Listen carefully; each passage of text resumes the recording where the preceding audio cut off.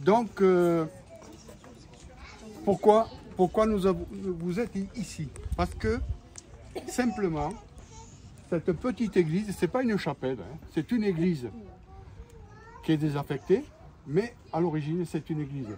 Et c'était une église en 961, le comte Raymond II, comte de Toulouse, fait un legs à l'église de Saint-Martin. Et l'église de Saint-Martin, c'est ça. Voilà. Donc ici, vous avez l'origine de notre village. Première date connue, évidemment, 962, mais ça existait avant. Hein. Voilà. Et Saint-Martin, en latin, Saint-Martinus. Mais bon, c'était qui Saint-Martin? C'était quelqu'un de très célèbre au Moyen-Âge. C'était un soldat romain. Saint-Martin, c'était un soldat romain qui vivait en Pannonie. Et la Pannonie, c'était une province de la Hongrie, une ancienne province de Hongrie. Et il était là-bas en garnison avec son père.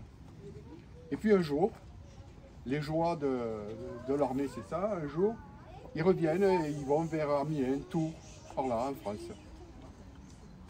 Et là, ça c'est la légende qui le dit.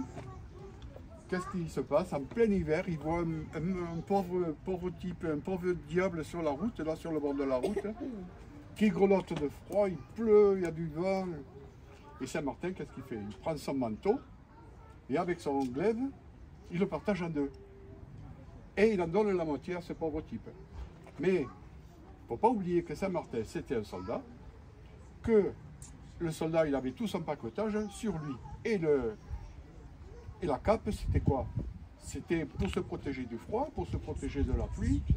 Il n'avait que ça, hein. Il n'y avait pas de toile de tente, il n'avait rien. Donc c'était quand même un drôle de geste pour l'époque, hein, dans la part des soldats romains. Et ça a marqué les esprits. Les gens qui étaient autour, qui regardaient passer l'armée romaine, ils ont dit, mais qu'est-ce que c'est ce bonhomme? Mais c'est chouette, c'est ce qu'il a fait, c'est bien. Et ça s'est propagé dans toute la France. Partout on entendait parler de Saint-Martin.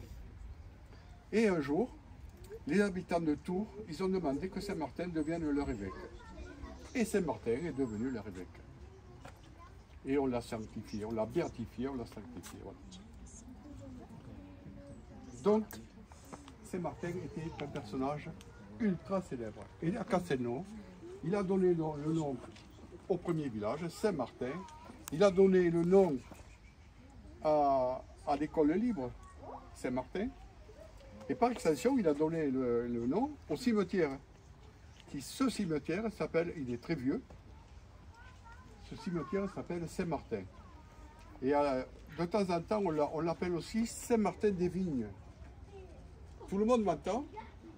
Non, bon, c'est pas grave. Je pense que c'est pas grave. Donc, j'en étais où? Oui, Saint-Martin-des-Vignes.